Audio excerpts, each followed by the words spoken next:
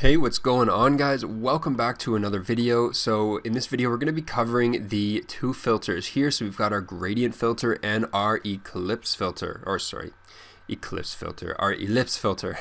So I'm actually going to be showing you guys on this image because we've got a couple things that we can do. So first I'm just going to hit it with a quick crop and straighten it out like so. Now the first we're going to be talking about our gradient filter. So we're just going to click on that. And we're going to click and just drag that out. So just so we can visualize what's going on here, we're going to hit show selected mask overlay, or I believe it's O on your keyboard. If you just hover over this, it'll actually tell you the little hotkey there. Now essentially what we're doing here is creating a gradient mask where everything up here that's red is 100% affected and all the way down to this line is 0% affected. So we can manually adjust the sort of harshness of our fall off by adjusting this line here and reducing the space between our three lines. And of course we can increase our fall off by increasing that space. Now if we hover over the middle line, it will let us rotate, so we can rotate that around. And of course we have all of our default settings right here. So when you're using your sort of filters here, you're not going to have a whole lot of settings. Like you won't have your color grading, your tone curve settings to be able to like manipulate these like crazy.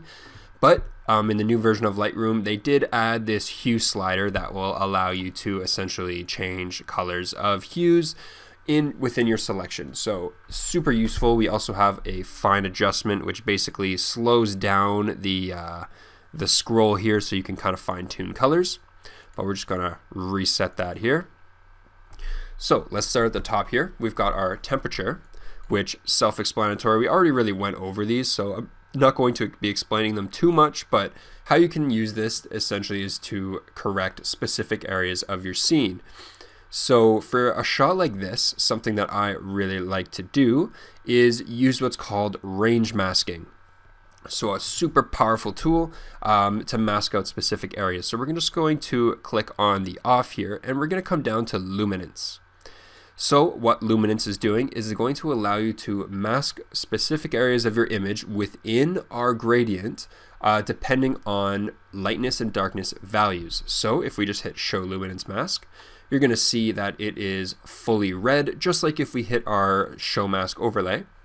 And we've got our range here, so we can think of it as the left side, of course, is always our darks, and our right side is going to be our highlights. So if we grab this range and we essentially bring this towards the right, you're telling Lightroom to mask everything only within this range here. So everything under it, so all of this area, the darks, is going to be completely cut out of your mask. So a really cool way that you can kind of like mask out specific areas of the clouds. And of course you have your smoothness, which lets you either get a very smooth sort of almost like a blurred mask, or you can make it really choppy and sharp depending on your image and what you're trying to go for within your effect. But we're just going to leave that at 50 and keep it on default. And once you like your selection, you can hit show mask overlay or show luminance mask again. And you can start manipulating these settings. So say we want to bring up exposure, you can see it's only affecting the areas that we chose. So it's kind of not really affecting her, but it's mainly affecting our sky. You can also increase the texture. This is a great way if you want to mask out a sky and then add some dehaze to it and only kind of bring back the details of the sky. So quick example here, we'll just do it on this photo here. Just going to bring this like this. We're going to come down here, range mask, luminance. We're going to just drag that over to here. We don't really need to see what it's doing, but we know what it's doing. And we can, of course, just increase our dehaze, and you can see that it's only affecting the sky. So if you have an image with some really interesting clouds, you can kind of bring those back and bring the punchiness back into the contrast and have those looking really nice with a couple easy clicks. Now this also works vice versa, where you can even mask out only the shadows by bringing these to the other side. But something like this kind of image, you can see what it's doing. It's going to not really be masking too much of the clouds, and it's going to be focusing on our foreground here, since our foregrounds are usually darker than our backgrounds. So we're just going to put that back here. You can see what it's doing. And now another range mask feature is color. So we're going to click on color. Now, what does this do? We have an eyedropper tool, and this will allow us to essentially mask for specific colors. So actually, I think a cool way to go over this one is here. So we've got our range mask like this. We're going to come to color, and we're going to select here. And you can see that it is only selecting this area, and it's only applying these settings to that specific area. So we click up here, whoops, click here, and now it's only affecting the darkness of our clouds and a little bit here because it's kind of meshing these together. Now the color indicator isn't, I find it's not as good as the luminance indicator, but you can use it for specific things. So you have like a really colorful scene, like maybe something like this even. You want to mask out just something in the colors in the back. You can add your mask in here, and then you can just go to color and kind of like click on something back here, and you click show selected mask overlay so you can kind of see what it's affecting. Now maybe this isn't the best option because her skin tones are kind of infused with this color, but you can see that if you make any adjustments, it's going to only affect those areas.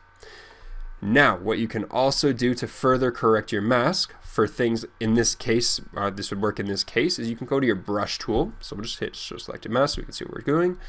We're going to go to our brush tool, scroll down, and we've got our A and B brush, which is basically the only difference between the two here is you can save out presets. You can have an A brush and maybe a B brush that has a different feather or flow, whatever you want. And you've got your eraser. So we'll click on the eraser.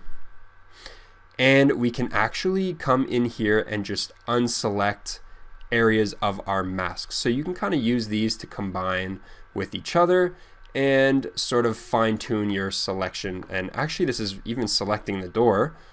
So another reason why I don't think color is necessarily the best option for selecting things, but you might have an image that has very distinct colors and the color will work just fine.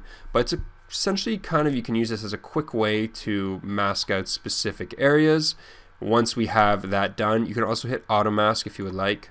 This will allow you to essentially Lightroom's going to try and auto detect edges, so it won't go over anything that is outside of the edges.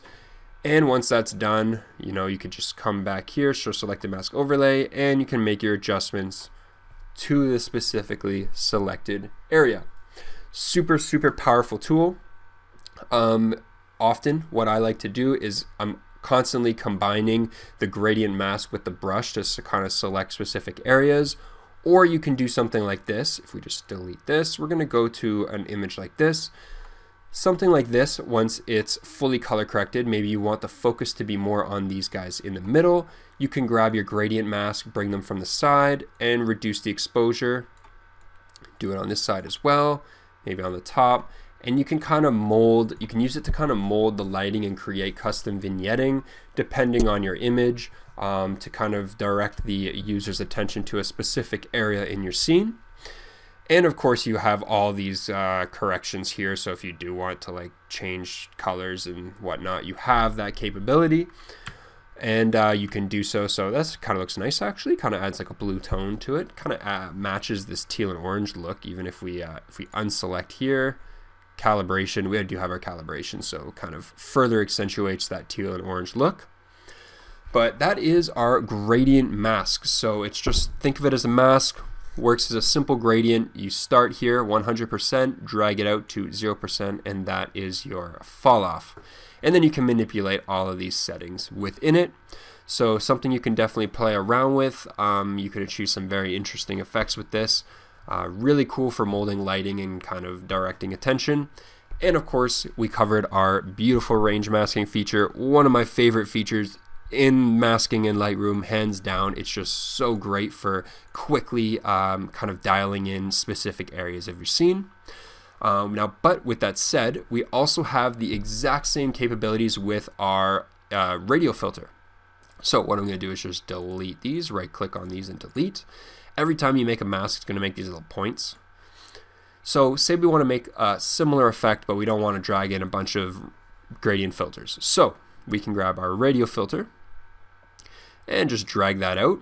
essentially it's doing the same thing, except instead of 3 bars showing you 0 to 100, it's showing you 100 in the middle and feathering out to 0 on the outside.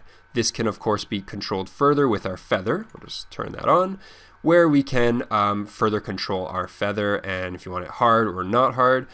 And you can also invert it here like so and mess with that to kind of do something like this. So you can already kind of see where we're going with this. You've got everything that's red's going to be affected, and if we uncheck this and then come up here and reduce our exposure, it's going to create basically a vignette around our subject.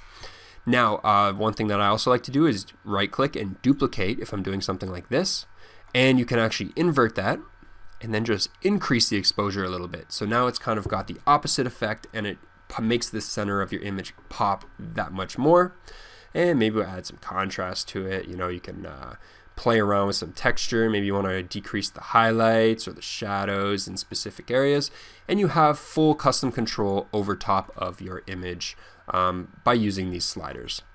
Now, I'm not going to cover it again because we already covered it, but you do have the luminance and color options as well. You know what, we'll quickly just go into it, but these are only going to work within your selection. So here, of course, if we show luminance mask and we go like this, let's just uncheck that, uncheck this and show luminance mask, you can see the reds that's being affected. And of course, it's just the highlights kind of affecting this man here and these areas in the back.